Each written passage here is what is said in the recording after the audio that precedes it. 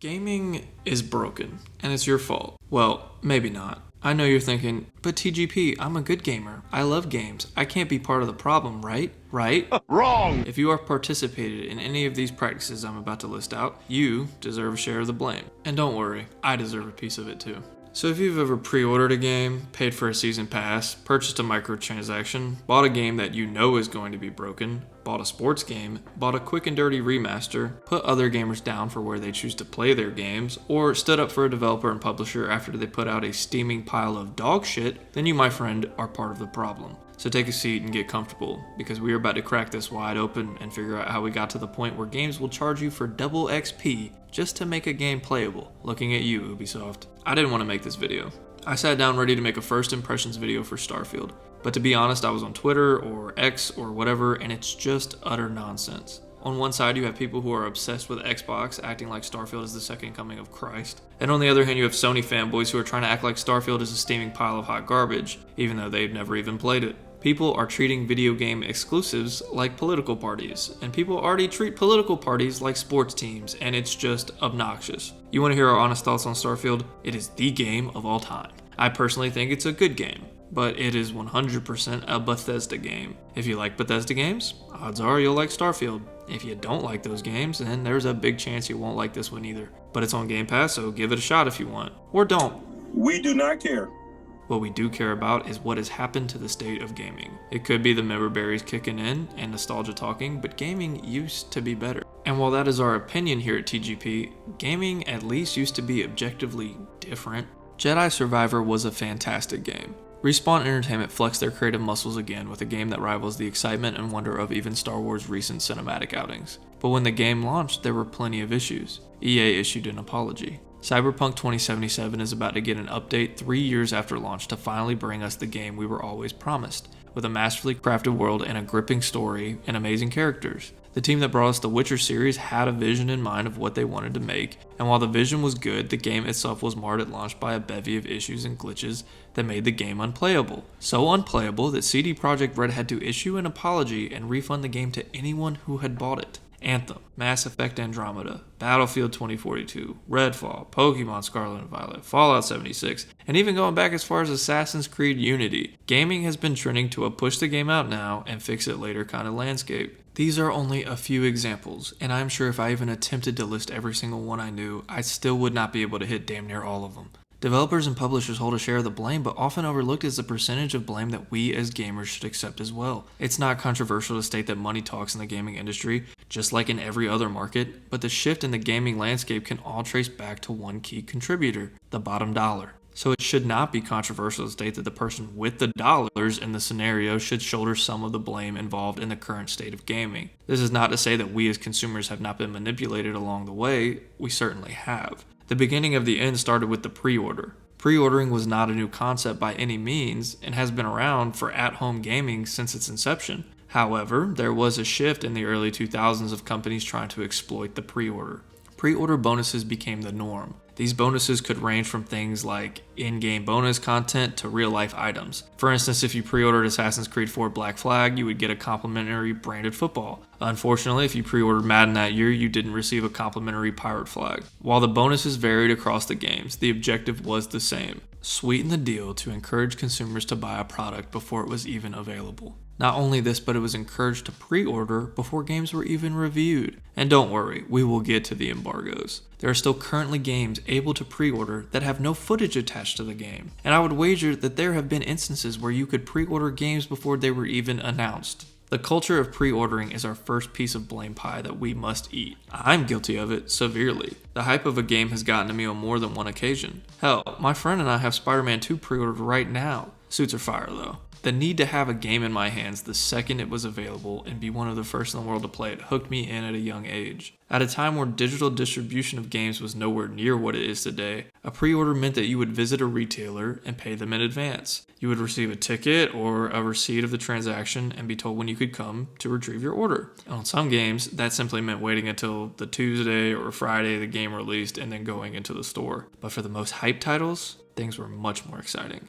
The midnight release at GameStop or Best Buy is something that the younger generation of gamers may never get to experience. I fondly remember being 15 and waiting for the release of Modern Warfare 3 in a line down the corner at my local GameStop. You would meet new people, talk about the game, go over other games you were excited for. It really did build a sense of community. And a funny story about that specific release night was that due to my age not allowing me to purchase games rated mature by the ESRB, we had to go wake up my friend's dad at midnight to come to the GameStop and get the game for me, which he did without a complaint. Man is a literal saint. Another pre-order event I vividly remember was the one for Batman Arkham Knight, the final game in Rocksteady's fantastic Batman trilogy. They decided to hold an impromptu gaming tournament for people waiting in line. The game we were playing was Injustice Gods Among Us, and the tournament was single elimination. You win, you keep playing. You lose, you were done for the night.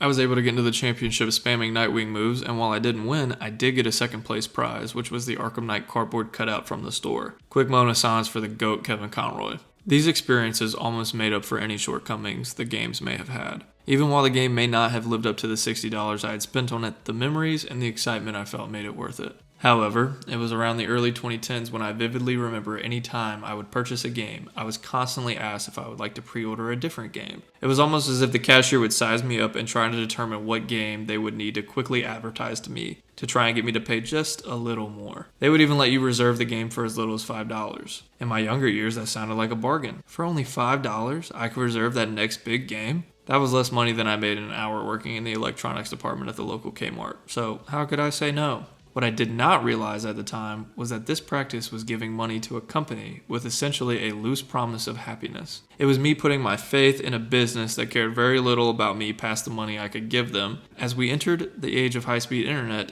they would start to steer hard into the curve of taking advantage of their consumers. When gaming shifted to a primarily digital distribution model, pre-orders became less about the physical experience and more about being able to have the game and be ready to go the second it was available. You could download the game early, so that the second it was ready, you could jump right in. Pre-order bonuses almost exclusively became digital items, some even exploitative.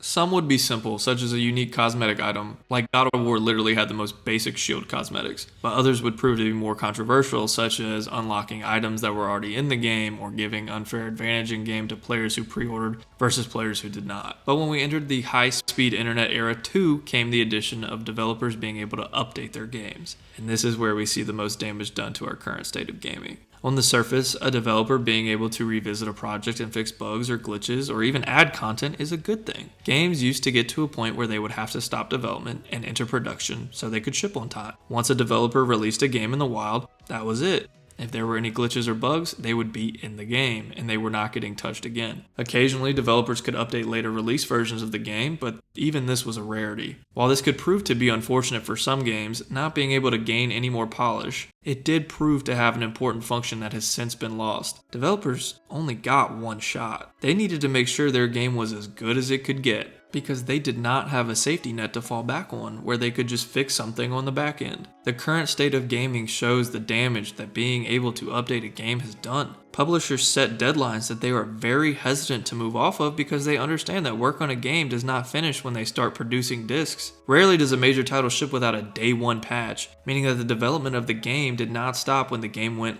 gold, which is a term for when the game is actually ready to print onto discs or cartridges. Worse though, is that the day one patch is sometimes just enough to make a game somewhat playable, but the game is still severely not polished. Game developers take advantage of the new model by pushing a game out early, enraging the community, pumping out a canned apology, fixing it up as time goes along, and moving on to the next thing. Where the gamer is at fault is that we keep allowing it. We continue to pre-order or buy games that are in a broken state. We put our faith in the hands of companies that see us as little more than a dollar sign. We should not have Phil Spencer stating that they needed to push out Redfall broken because they knew it was not going to get better. We should not get to a point where Assassin's Creed Unity gets an enormous patch just to make the game playable. We should encourage developers to delay projects instead of sending them death threats when they push dates back. We as gamers need to practice patience and accept nothing of less value than what we pay for in each of these experiences. And then there's the microtransactions, the season passes, the loot boxes, the in-game currencies. It was like the App Store came out and Candy Crush made $1 bajillion off your grandma, and then every publisher in the world said,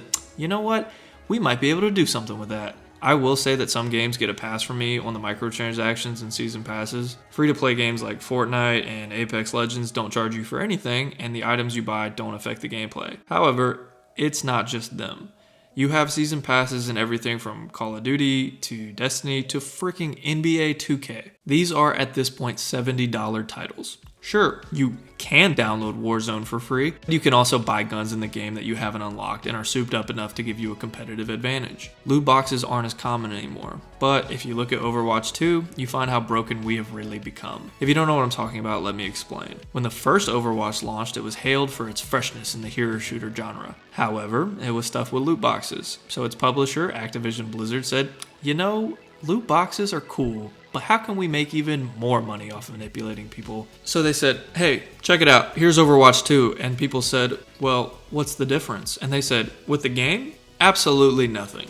But we got rid of loot boxes and replaced them with a store that you would have to spend every waking moment of your life playing the game so that you could make Roadhog look like Shrek or some shit. And you know what else Activision Blizzard did? They shut down the first game, so that you had to go to Overwatch 2, and it led to players actually wanting the loot boxes back. We've gotten so beaten down as gamers that we would rather be exploited one way than another. Sports games aren't for everyone, but they are for some people, as their sales numbers will tell you. EA's Madden and FIFA, or football team franchises, and 2K's NBA series have been pumping out yearly releases since the dawn of man, but they are little more than glorified roster updates.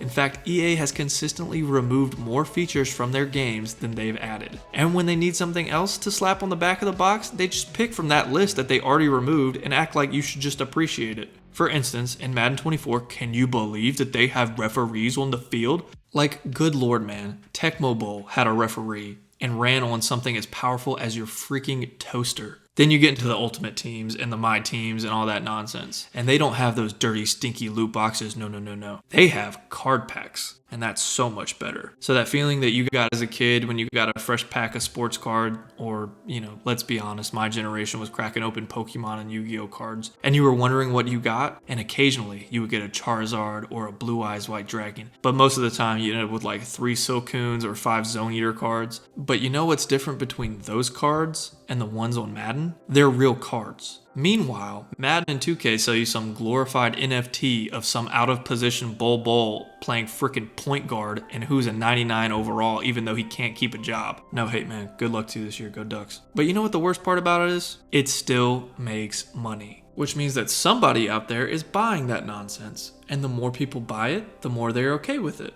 The more that developers and publishers will continue to push that envelope and come up with new ways to try and exploit us. And I hear you saying, but TGP, what about single player games? Those are safe, right? You can just pop them in and enjoy them, right? Wrong! Again, because even those are stuffed with some amount of BS. We have day one DLC, which means the content on your disc or your download has been locked away unless you fork over more cash than that $70 you already dropped. And I hate to say it, but that isn't even the worst of it. Sure, there are things like being able to buy OP weapons and items to make the game easier, but then comes my favorite microtransaction of all time, the Assassin's Creed permanent double XP boost. I can't prove it, but it is speculated that Ubisoft, whatever, I've heard it both ways, intentionally padded their game out to make leveling up take so long that if you wanted a chance to beat their game in a decent, but still extremely long amount of time, you would have to purchase their double XP booster. And you know what, friends? I did it. Not once, but twice. Because I fucking loved, with a D, Assassin's Creed. The old games were some of my favorites growing up. Even the janky first one where every mission was essentially the same and the lighting engine was depressed. So as an adult where my time is taken up with adult things like work and taxes and axe throwing at breweries, I allowed myself to get duped into the double XP purchase on AC Odyssey and Valhalla. And you know what the worst part is? I didn't roll credits on either of them. And then there's the remasters. I mean, come on. How can we do essentially no work but make money off some stuff we already have, up-res it and change the controls to fit our current systems, and then sell it again? Or pay a mobile developer to port their mobile port to consoles and sell that too. What could possibly go wrong? Everything. Everything could go wrong. We aren't taking shots at good remakes though, as both the Resident Evil 4 remake and the Dead Space remake this year were shining examples of refreshing an old idea for a new generation. We are talking about straight up ports of old games to new systems and acting like it's worth new game money. Hell, in my last video I talked about how Bethesda duped me into buying Skyrim like 4 different times just because I was craving that nostalgic feeling it gave me. And that of course I was like, well, I have to buy it on Switch because I have to play Skyrim on the go. Idiot. And then there's the review embargoes. I recently ran a poll on Twitter or X or whatever, also follow us at the Gaming Police, and I asked how people felt about companies putting restrictions on reviews, and only 28% of the 68 people who responded stated that the embargoes in their current state are a good thing. Everyone else stated that they either wanted some restrictions or that they shouldn't exist at all. And so I understand not wanting key plot points to leak or certain parts of the game, and I also understand that when a game gets to a reviewer, it might not be in its final form. But I also understand that a lot of the restrictions imposed on these critics prevent them from being able to do their job the way they should be. Some publishers and developers are better than others, but let's be honest, we wouldn't have to push off spoiler-free reviews for so long if we put out good games in the first place. But then that brings us to the critic scores, and that in turn brings us full circle with where we started. Some dude at IGN gave Starfield a 7, and people are losing their minds. On both sides, the Sony ponies are using it and its Metacritic score, which on Xbox is in the 80s, to state that the game is garbage and is hot dog water compared to Astro's Playroom or insert your favorite Sony title here. And the X-Bros on the other side are straight up just telling this man from IGN that his opinion is wrong. Because if someone doesn't hold the same opinion as you in 2023, we must spew hate at them until they agree with us. Hell, I've seen plenty of it on TikTok at the Gaming Police when posting my videos on the Series S being a failure. Some dude doesn't even watch the full video, sees the title and goes, well, I really like my Series S, so I just can't understand how it's a failure. And it's like, brother, I am so sorry I didn't think to consult you before I released my video. Next time, I will run my idea by you and get the green light before I even think about making an opinion piece. And by the way, people liked Windows phones too, and that was another failure by Microsoft. Just saying. In my opinion, we need to just get rid of the scoring metric for games. We put far too much emphasis on it. There is even speculation that certain companies who rate games out of 5 don't get copies because a 4 will translate into an 8 on their precious little scale. I enjoy reviews, and one day I hope to even get to reviewing and critiquing some games. But I refuse to box myself into giving something a score. We sit here and we want to call video games art, but then at the same time, we want reviewers to treat each game like it's taking a test, and that it has to hit this metric or that metric to get all of its points so that we can flash the score around as some badge of honor, confirming our biases for or against something that is literally just polygons on a screen. I appreciate reviewers like Jake with GameRanks and Ralph with SkillUp, because they simply tell you if they recommend it. And they will even say that if a game isn't for them, it may be for some people. And that's really all game reviews should be at the end of the day. Here's the good, the bad, the ugly.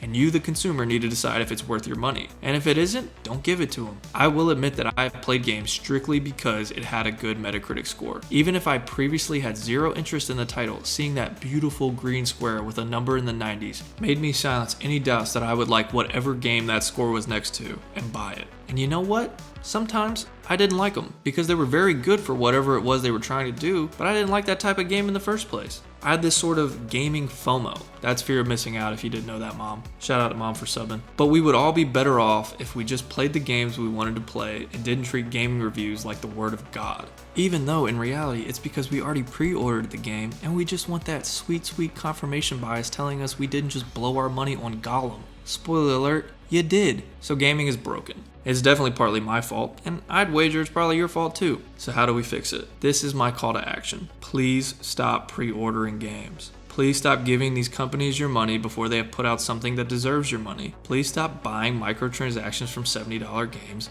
and allowing them to exploit us. Stop worrying about season passes. Just use your time having fun with games. Gaming isn't a chore, and we cannot allow them to make it one. To the point where we as consumers go, fuck it, I'll just pay the money so I can actually have fun with this thing I already dropped close to $100 on. We control this billion-dollar industry, even if it may not seem like it. The more we push back and affect their cash flow, the better games become. We hold the power. We need to use it. Now I hope this gets out before the bigwigs at EA and Activision see this and try to take me out. 1 second. Hello? EA Sports. It's in the game.